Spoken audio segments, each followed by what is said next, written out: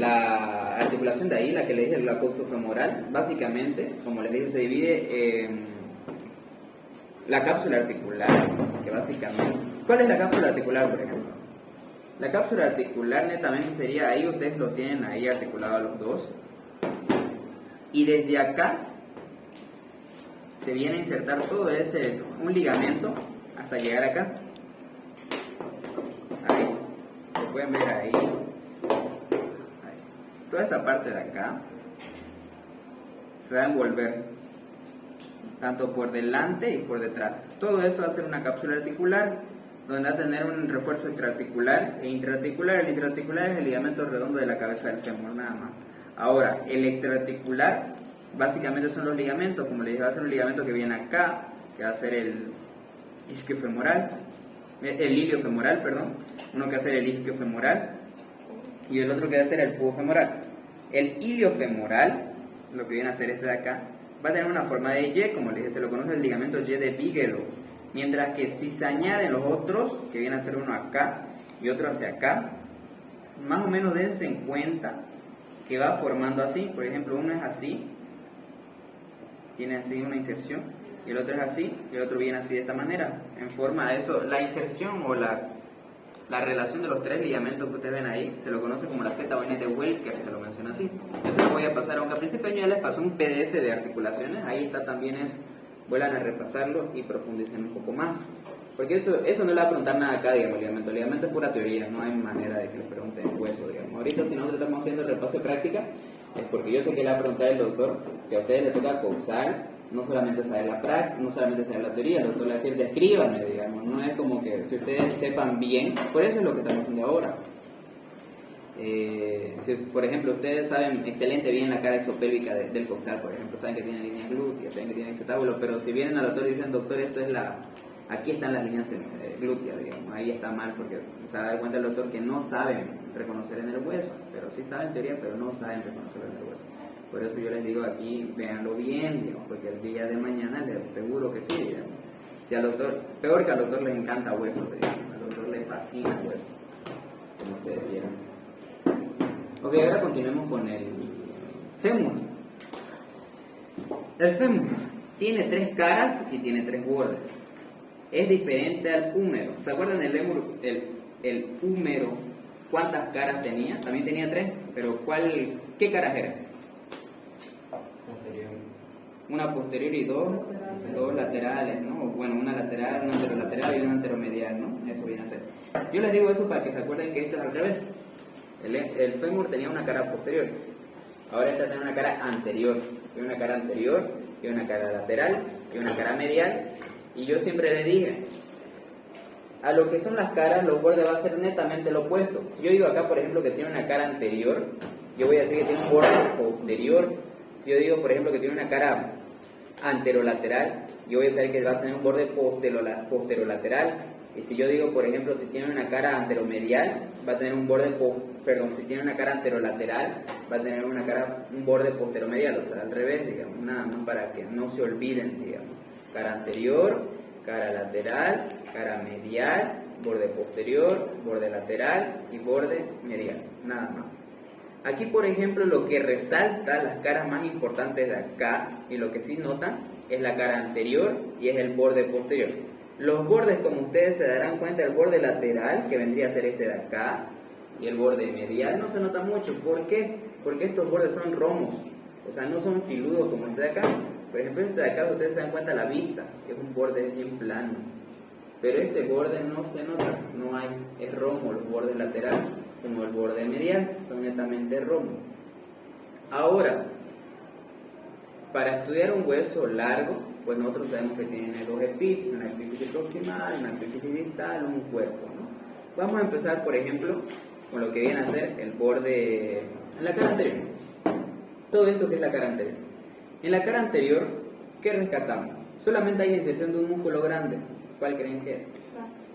¿Cuál vasto? Hay vasto lateral, hay vasto medial. Hay el anterior y hay un vasto intermedio, exactamente. En la cara anterior, en casi toda su cara, simplemente se inserta el vasto intermedio del cuádriceps, nada más. Ahora, no me acuerdo si el viejo es así, pero si no, yo se lo digo, no me acuerdo de otra cosa.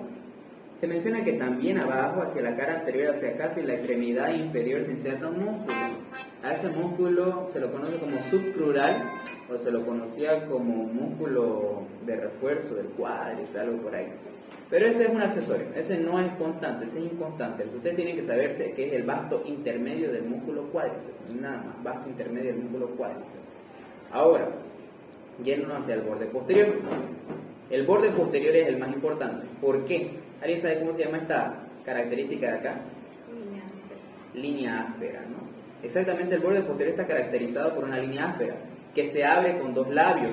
Se van a dar cuenta, miren que aquí se abre un labio y aquí dos labios. Bueno, aquí se bifurca, como ustedes vean, aquí está bien dibujado, bifurcado. Y a este espacio se lo conoce como zona poplitea, básicamente región poplitea. Un labio lateral y un labio medial. Y hacia arriba, lo normal es que se trifurque, se divide así en tres, miren. Uno hacia la parte medial, otro hacia la parte media o intermedia y otro hacia la parte lateral. Pero existen casos que se cuatrifurca, que se dividen en cuatro. ¿Se acuerdan qué músculos insertaban acá? Porque netamente eso es para inserción de músculo, nada más, para eso me interesa. ¿Se acuerdan? ¿Se acuerdan? ¿Semimembranoso? El semimembranoso no. Uno viene a ser el obturador, otros son... Vamos a trabajar con tres, no vamos a trabajar con cuatro, vamos a decir que es lo normal. Lo normal es que se trifurque. Uno viene a ser el glúteo. El glúteo mayor. El que vamos a ver casi esta parte intermedia a mayor, a lateral, va a ser el glúteo mayor. Después vamos a encontrar otros dos músculos que se van a encontrar en los labios laterales y en los labios mediales. Y después vamos a encontrar otro músculo que se encuentra en el intersticio, que se va a encontrar acá.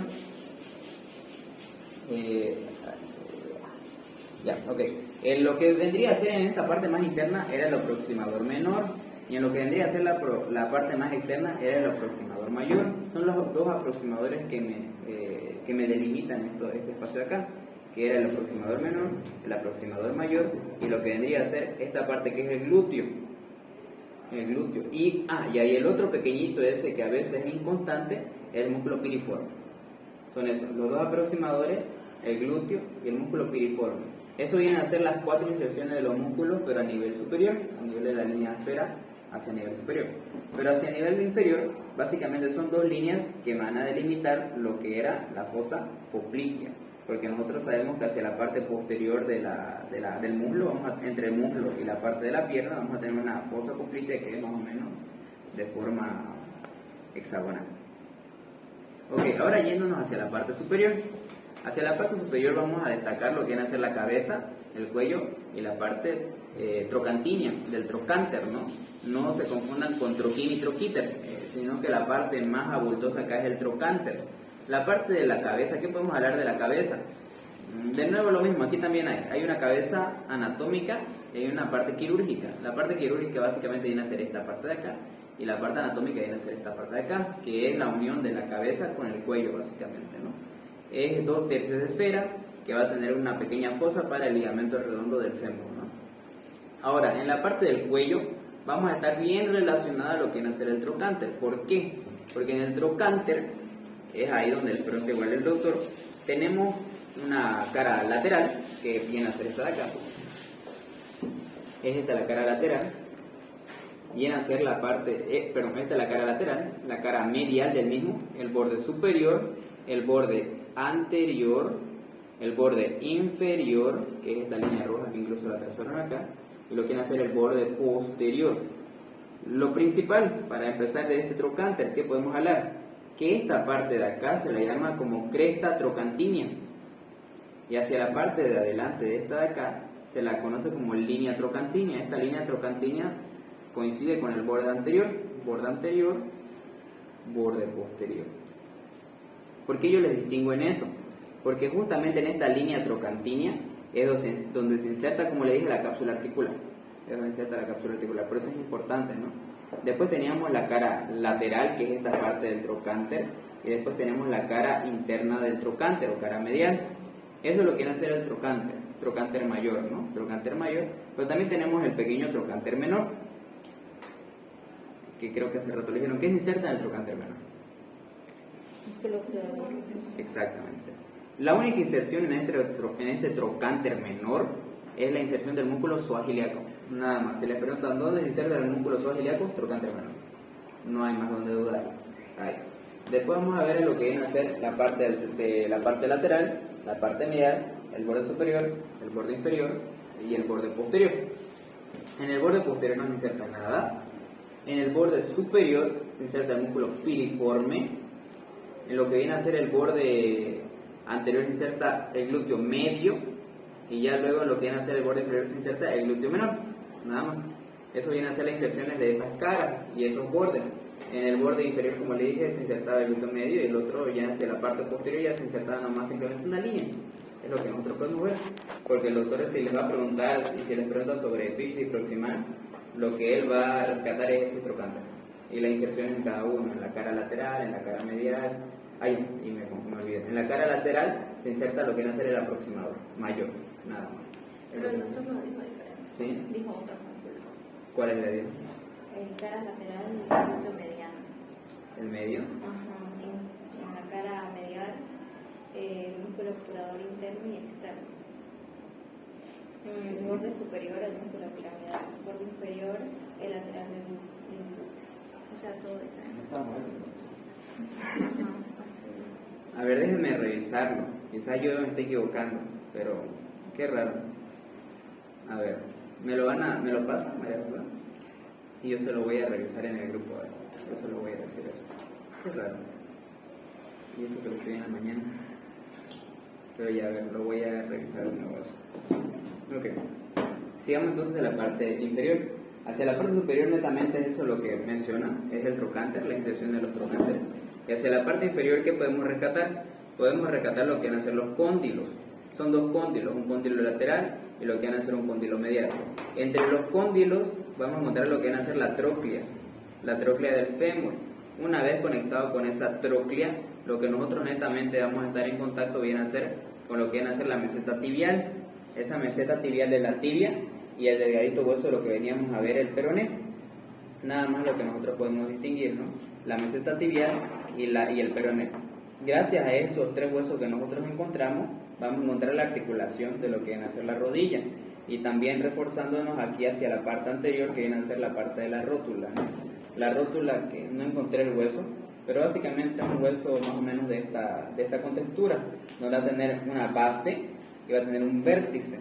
Eso es importante, porque a nivel de la base, el músculo que nosotros teníamos acá, que era el recto anterior, en la base se va a llegar a terminar, en la base de la rótula, o de la patela, como le dicen. En la base va a terminar el tendón del músculo cuádriceps del recto anterior, y en el vértice ya va a salir ¿qué? Va a salir lo que se conoce como el tendón rotuliano, ligamento rotuliano, o ligamento patelar, se lo conocen nada más. La rótula básicamente tiene una cara anterior, tiene una cara posterior, que en la cara anterior tiene ciertas crestas verticales, y en la cara posterior solamente tiene una cresta vertical. En la cara anterior tiene varias crestas verticales, pero en la cara posterior solamente tiene una. Tiene una base, tiene un vértice y tiene dos bordes laterales, lateral y medial. Ahora, lo que nosotros podemos rescatar acá es que tiene un cóndilo medial y tiene un cóndilo lateral, ¿no? Tiene un epicóndilo lateral y tiene un epicóndilo medial. ¿Para qué son las inserciones de esos epicóndilos? Las inserciones de los epicóndilos, tanto el medial como el lateral, básicamente vienen a ser para la inserción de los dos gastronemios, que eran los gemelos de los que teníamos a nivel de la pierna. A nivel posterior de la pierna teníamos y venían a ser esos gastronemios, tanto el gastronemio medial, en el epicóndilo medial, y en el epicóndilo lateral iba a estar lo que viene a ser el gastronemio lateral. Si se dan cuenta, hacia la parte de arriba se van a ir formando más corto y más filudo y se lo conoce como cresta supraepicondilia. Cresta supraepicondilia lateral y cresta supraepicondilia medial, ¿no? La articulación que esta va a ser, como les dije, es una trocleartrosis, por eso se lo conoce como la parte de la fosa troclear, que es esta parte de acá. Ahora lo que viendo...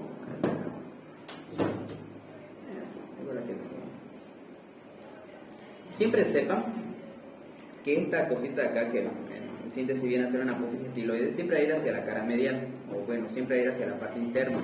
Entonces yo sé que esto va a ser hacia la parte de acá, el anterior, medial,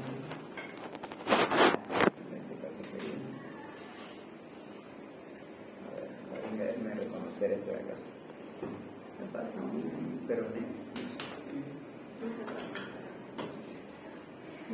El peroné siempre es el más delgado. La tibia es el más grueso y el peroné es súper delgadito. Por eso siempre hay fractura de peroné. Siempre hay fractura de peroné.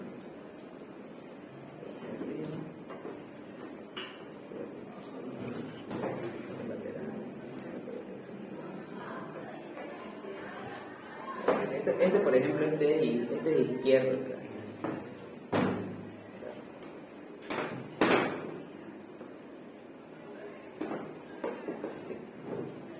Este es derecho. ¿Cómo nos damos cuenta? Dos cosas tienen que darse cuenta en una tibia. Esto es una tibia.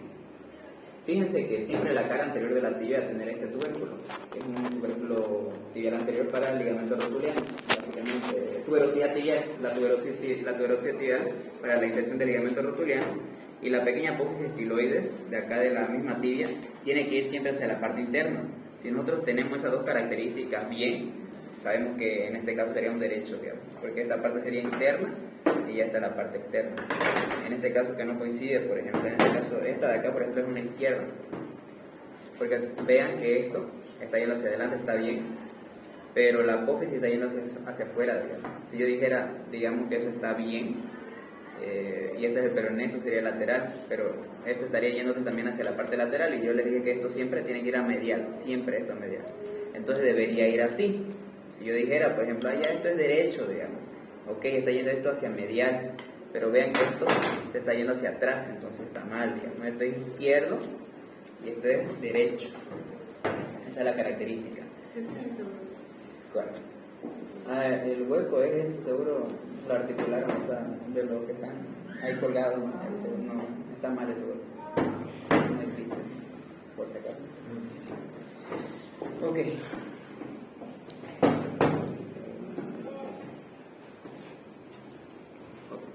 Lo importante de acá, de nuevo tenemos un hueso largo que tiene una epífisis proximal, que tiene una epífisis distal y que tiene un cuerpo. Esta está en comunicación con lo que eran los cóndilos. Con estos dos cóndilos de acá va a estar en comunicación de esta parte de acá. Es esa la parte del movimiento que esto hace, ¿no?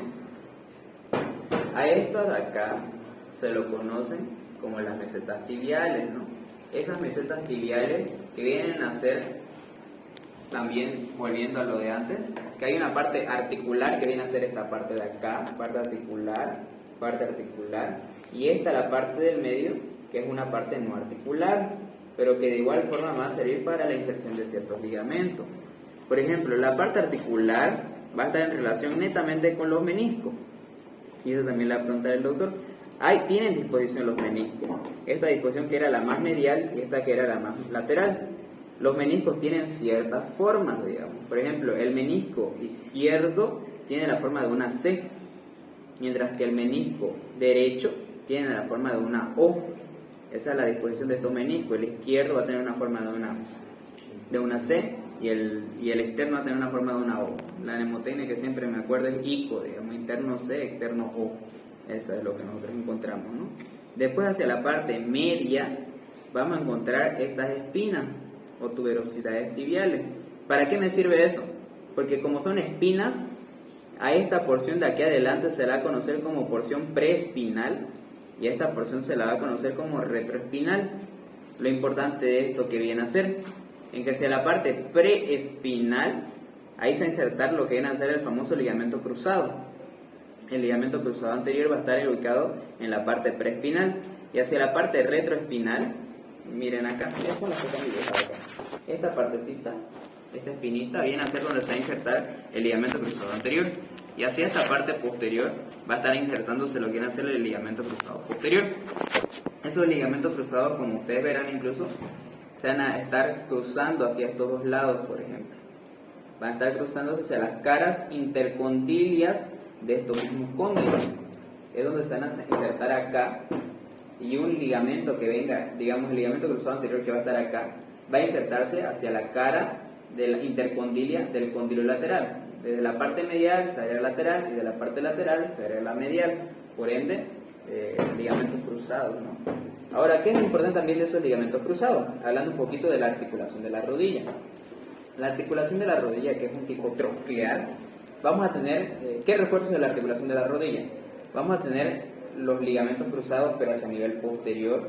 Vamos a tener también a nivel lateral y a nivel medial, ¿cómo se los conocen? Se los conocen como ligamento colateral tibial y ligamento colateral peroneal o peroneo, ligamento colateral peroneo y ligamento colateral tibial, aparte de los ligamentos cruzados. Y también tenemos otros ligamentos que son los ligamentos popliteo oblicuo, también se los conocen. Eso viene a ser todos los ligamentos de refuerzo que se van a encontrar. Acá también va a haber una famosa cápsula articular, va a componerse de eso, es una cápsula articular que se va a componer. Es lo que podemos definir en la extremidad superior de lo que viene a ser la tibia. Ahora, viéndose a la cara anterior, hacia la parte de la cara posterior. Este va a presentar una cara posterior, pero la cara lateral, que viene a ser esta de acá, ahí tiene algo característico, que esa cara lateral, vean que se va a estar yendo un poquito hacia la parte anterior. Se viene hacia la parte anterior y pareciera, tanto por arriba como ustedes verán, como por abajo. Se pueden dar cuenta que acá es como que se tuerce y se va hacia abajo, la cara lateral, tanto por arriba como por abajo. Ahora, las tres características importantes que no se deben olvidar hacia el extremo superior de lo que viene a ser la tibia. Uno, que viene a ser la tuberosidad tibial, que es donde se inserta el ligamento rotuliano. Otro, lo que viene a ser hacia la parte anteromedial, que ahí es donde se va a insertar lo que viene a ser la pata de ganso, como se lo menciona ahí. ¿Qué es la pata de ganso? La pata de ganso no es más que la inserción de tres músculos grandes. La mnemotecnia para esa pata de ganso es sarite. ¿Cómo se menciona esto? Ya se lo fregué, sarite. Ok, pero viene el sarito, que es sartorio, recto interno y semitendinoso. Esa viene a ser la pata de ganso, que no se confundan. Hay otras patas, pata de cuervo, pata, etcétera, pero no. Simplemente en este caso, en la parte anteromedial de lo que viene a ser la extremidad superior, va a haber esa pata de ganso, donde van a estar esos tres músculos: el sartorio, el recto interno y lo que viene a ser el semitendinoso. El recto interno también llamado gracil, eso viene a ser. Y después tenemos hacia la parte anterolateral, que justamente donde está ahí pintado de verde, se lo conoce como tuberosidad anterolateral, tuberosidad tibial anterior, o lo que viene a ser el tubérculo de Jerdí, le conocen. El tubérculo de Jerdí no viene a ser nada más que la inserción del músculo tibial anterior. Es lo importante de eso. Son esas tres características que ustedes tienen que conocer hacia niveles de la extremidad superior: el tubérculo de Jerdí, la tuberosidad anterior y lo que viene a ser la parte anteromedial, donde vamos a encontrar la famosa pata de ganso. Es lo que nosotros podemos destacar en este caso. La cara medial. La cara medial, tanto con los bordes anterolaterales, no tiene alguna característica muy importante. Simplemente a nivel de la cara anteromedial era esa pata de ganso, que igual la íbamos a ver hacia la parte superior. Porque después, algo interesante que hacia nivel de la cara media presenta esto es que es más cutánea. No presenta muchas inserciones de músculo, no presenta muchas características en lo que nosotros podemos rescatar. Y ahí yéndonos hacia la extremidad inferior, vamos a encontrar esta característica, que parece como una pirámide de vértice truncado, se menciona, hacia la parte inferior, en la cual tenemos una cara superior, pero la cara superior no se la considera. ¿Por qué? Porque la cara superior de esta extremidad inferior básicamente está conectada con el hueso. Por eso no se menciona una cara anterior como tal. Tenemos una cara medial, donde se va a estar insertando esta apófisis tiloides, donde se va a estar una saliencia en forma de apófisis tiloides. Después tenemos una cara posterior como tal, una cara medial y lo que era una cara inferior. La cara inferior, por ejemplo, ¿por qué me interesa bastante? Me interesa porque esta va a estar articulándose con lo que viene a ser el astraga. Es la articulación con el astraga o la cara inferior. La cara lateral, que viene a ser esta parte de acá, va a estar en relación con lo que viene a ser con la tibia y van a formarme ciertos canales. Pero la más importante viene a ser la cara posterior, porque la cara posterior se va a dividir tanto en una parte lateral, en una parte media, en canales, en un canal lateral, en un canal medio y en un canal más interno, que esos canales van a ser para que pasen ciertos músculos, como era el tibial posterior, el músculo flexor propio de los pies, de los dedos de los pies, y el flexor del dedo gordo o el flexor del hallux, que es como se lo conoce al dedo gordo en el pie, digamos. Vienen a ser esos tres músculos que nosotros vamos a encontrar acá, en los cuales van a pasar entre canales y van a insertarse y llegar hacia lo que viene a ser todo el pie, en lo que nosotros encontraríamos.